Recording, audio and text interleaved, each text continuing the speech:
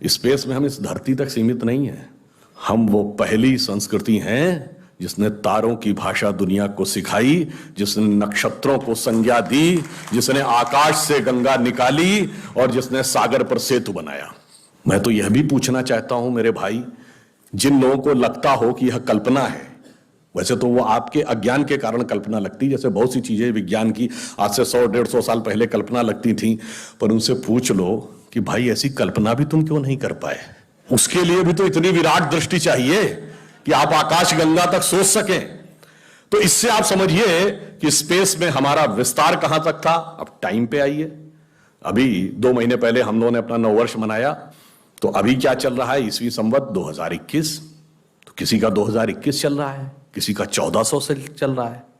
हमारा वैसे टेक्निकली ही सबसे पुराना है 2071, उससे पहले 5100 से अधिक युधिष्ठिर संवत, और हमारा सबसे पुराना संवत क्या है, ब्रह्म संवत, जो 1,97,40,28,000 कुछ 100, मुझे एग्जैक्ट फिगर नहीं याद है, वहां तक 1.97 बिलियन ईयर्स।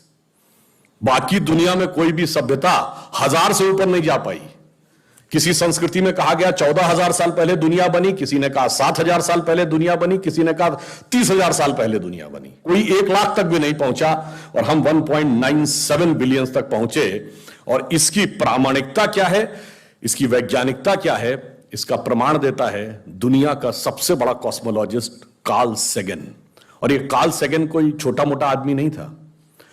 आप में से जो लोग विज्ञान में रुचि रखते होंगे उनको पता होगा कि first man made object which has gone beyond solar system, सौर मंडल के परे जाने वाला पहला मानव निर्मित उपग्रह वॉयेजर है, जो 1978 में छोड़ा गया था। उस वॉयेजर में एक संदेश अंकित किया गया, उसमें चित्र भी बने हैं, भाषाएं भी लिखी हैं, तरह तरह की वॉइस रिकॉर्डिंग भी है। उस संदेश को जिस कॉस्मोलॉजिस्ट ने बनाया उसका नाम है कार्ल सेगन। तो आप समझिए वो कितना बड़ा और कितना महत्वपूर्ण व्यक्ति था।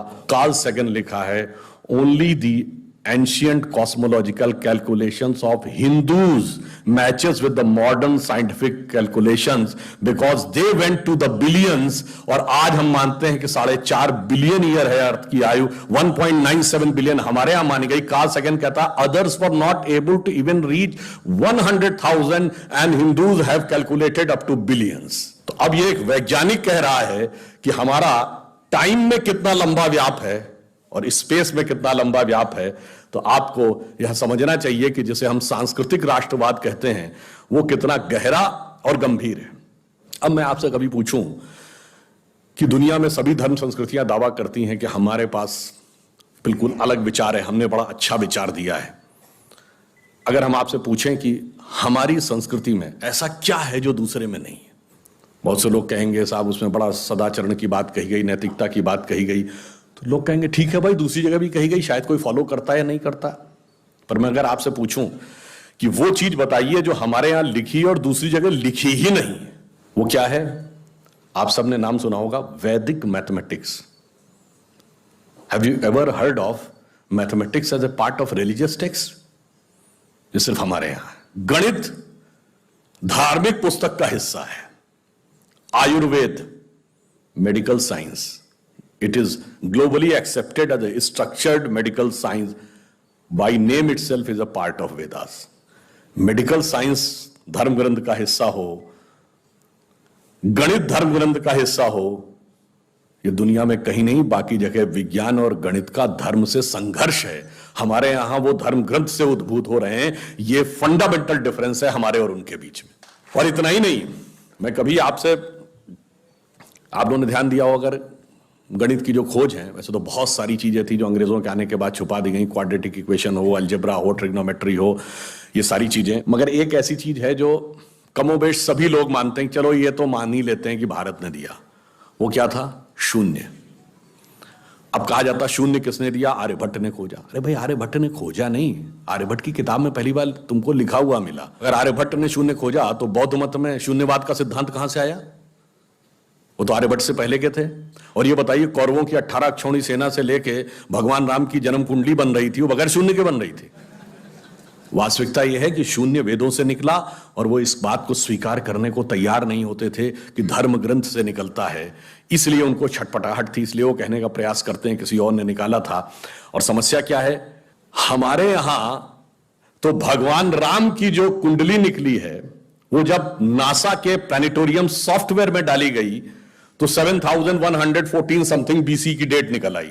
अब बताइए, वैसे तो मैं नहीं मानता कि वो डेट सही है, उसके अंदर नक्षत्रों का कैलकुलेशन किया जाए तो बहुत पीछे आएगा, परंतु बताइए उन लोगों ने हमको समझा दिया कि हम अवैज्ञानिक हैं और हम अंधविश्वासी हैं, जिनमें किसी एक के यहां लिखा है कि धरती चपटी है और एक के में लिखा धरती के चारों तरफ सूरज घूमता है। और ऐसे महान ज्ञानदेव पाड़े लोगों ने हम लोगों को समझा दिया कि हम अनसाइंटिफिक थे और धरती को चपटी और धरती को इस सौरमंडल का केंद्र कहने वाले लोग वैज्ञानिक थे। आज भी जब सूर्य ग्रहण या चंद्र ग्रहण होता है, आप नासा की ऑब्जर्वेटरी बताती है ना, 1950 से पहले नासा नहीं था। आप जाके पूछिए, गांव में कोने में बैठे हुए किसी पंडित से कहिए, पंडित जी पंचांग में देख के बताओ सूर्य ग्रहण कब है, और जो वो हमारा पंचांग बताता है और जो नासा की ऑब्जर्वेटरी बताती है, कभी उसमें दिन तो छोड़िए घंटे और मिनट का भी अंतर देखा है? हमारा तो कैलकुलेशन 5500 साल से एज इट इज चला रहा है, और उसके बाद उन्होंने हमें बताया कि हम अवैज्ञानिक हैं। आज भी आप बताइए, उत्तर भारत में उतना नहीं दिखता, दक्षिण भारत के मंदिरों में जाइए, नवग्रह बने हैं तो सूर्य केंद्र में है कि धरती केंद्र में है? सूर्य के 7 किरणें होती हैं, 7 घोड़े सूर्य के बने कि नहीं मंदिरों में? अब बताइए, ऐसा हमारे दिमागों में भर दिया जाता है। हम सब ने, हम लोगों ने भी विज्ञान में पढ़ा कि सबसे पहले नवग्रहों की खोज किसने की? केपलर ने, Kepler's law of planetary motion. हम सब ने, जिसने फिजिक्स पढ़ी होगी 10वीं 11वीं 12वीं में, कभी न कभी Kepler's law of planetary motion पढ़े होंगे कि केपलर ने सबसे पहले बताया कि 9 ग्रह होते हैं। अब ये बताइए, इधर जब हम पूजा करते हैं तो पंडित जी हाथ में जल ले क्या बोलते हैं? ब्रह्मा मुरारी त्रिपुरांतकारी भानु शशि भूमि सुतो बुधश्च और गुरुश्च शुक्र शनि राहु केतु सर्वे ग्रहा शांति करो भवन्तु। अब ये 9 ग्रहों के नाम केपलर बताए थे कि पंडित जी बताए हैं, और हजारों साल से बता रहे हैं। और उसमें मजे की बात यह है कि मंगल के लिए भूमि सुत यानी भूमि का बेटा, धरती का बेटा शब्द है। या अब जाके साइंस ने यह कन्फर्म किया है कुछ समय पहले कि एक थ्योरी है कि कभी एक जमाने में बहुत बड़ा एस्टेरॉयड टकराया था कि धरती से, और धरती का एक टुकड़ा अलग हो गया था, वही टुकड़ा बाद में मंगल बन गया, और भूमि सुत हमारे यहां लिखा हुआ मंगल के पर्यायवाची में भूमि नंदन भूमि सुत जैसे शब्द हैं। अब आप देखिए क्या वैज्ञानिकता है और कैसे उसको इसमें सम्मिलित किया गया। मैंने क्यों बताया, हमारे यहां विज्ञान और धर्म इस कदर एक मत है कि ये उनकी बुद्धि परप्लेक्स्ड हो जाती है कि कैसे हो सकता है। अब मैं शून्य पे आता हूं, हमने शून्य खोजा, मगर महत्वपूर्ण बात है हमने शून्य क्यों खोजा, हम शून्य खोजने में सफल क्यों हुए और वो क्यों नहीं सफल हो पाए। बड़ी बड़ी दुनिया की civilisation, Chinese civilisation, Mesopotamian, Babylonian, Egypt की सिविलाइजेशन, ग्रीस की civilisation, Roman empire, Turkish empire, Inca, Maya, Aztec, कोई जीरो नहीं खोज पाया।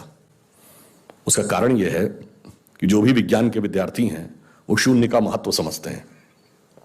किसी संख्या को आप जितने से डिवाइड करते हैं, x डिवाइडेड बाई n, उसका रिजल्टेंट होता है। जैसे आप n की वैल्यू कम करते चले जाते हैं, रिजल्टेंट बढ़ता जाता है। यानी किसी संख्या को x बटे 20 से x बटे 10 का मान ज्यादा होगा, x बटे 5 उससे ज्यादा होगा, x बटे 4, 3, 2, और जब x डिवाइडेड बाई 1 होगा तो क्या होगा? x हो जाएगा। इसका मीनिंग जानते क्या है? अब मैं आपको बताता हूं ये किस ढंग से हमारे व्यवहारिक जीवन और चेतना का हिस्सा था। आप लोग कभी ये सोचिए कि आपको जीवन में क्या अच्छा लगता है और अच्छा लगना क्या है। मैं बिल्कुल साइंटिफिक एक्सप्लेनेशन की बात कर रहा हूं। Happiness is considered to be an energised state of mind. जब आप खुश होते हैं तो आप ऊर्जा महसूस करते हैं अपने मन में, मस्तिष्क में। अब आपने माना मुझे अमुक गाड़ी से घूमना अच्छा लगता है, अमुक कपड़ा पहनना अच्छा लगता है, अमुक चीज खाना अच्छा लगता है, फला मोबाइल मिल जाए अच्छा, फला जगह घूमने को मिल जाए, से 20 थिंग्स। तो your energised state of mind is associated with 20 things. वो इंटेंगल्ड हो गई है 20 जगह। अब आप अपने मन में सुख के लिए उन 20 वस्तुओं पे आश्रित हैं, तो x डिवाइडेड बाई 20 है। अब मान लीजिए आपने आत्म संयम किया और 5 चीजों से अपना मन हटा लिया, तो x डिवाइडेड बाई 15 हो गया, नेट रिजल्टेंट बढ़ गया। क्यों?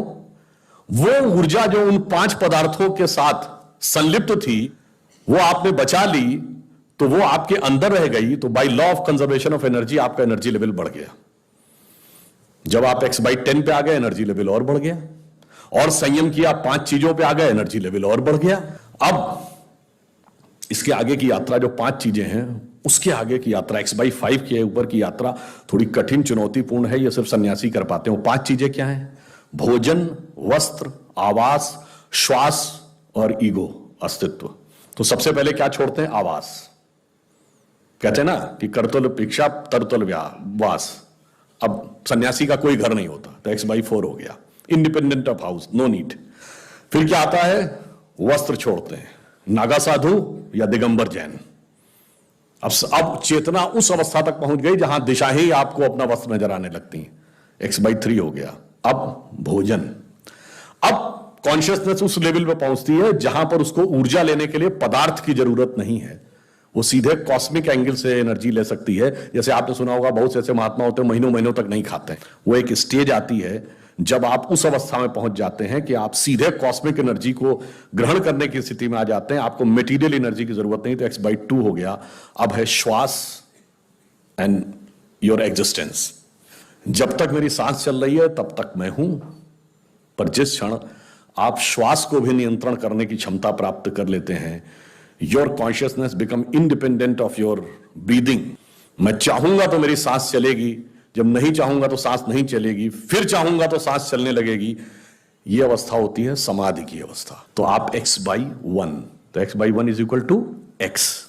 अब आपने आत्म स्वरूप का साक्षात्कार कर लिया, परंतु एक चीज रह गई, मेरा एग्जिस्टेंस, मैं एक एंटिटी हूं, मैं एक व्यक्ति हूं, मैं एक पुरुष हूं, मेरा नाम है, वो तो है ना। जिस क्षण आप अपने कॉन्शियसनेस को अपने एग्जिस्टेंस से इंडिपेंडेंट कर लेते हैं, तो n की वैल्यू क्या हो गई? 0। तो x/0 is equal to infinity. तो अनंत की यात्रा शून्य से होकर जाती है, और हम अनंत खोज रहे थे, इसलिए हम शून्य को खोजने में सफल हुए। यह मूल कारण है कि हम भारतीय शून्य को क्यों खोज पाए।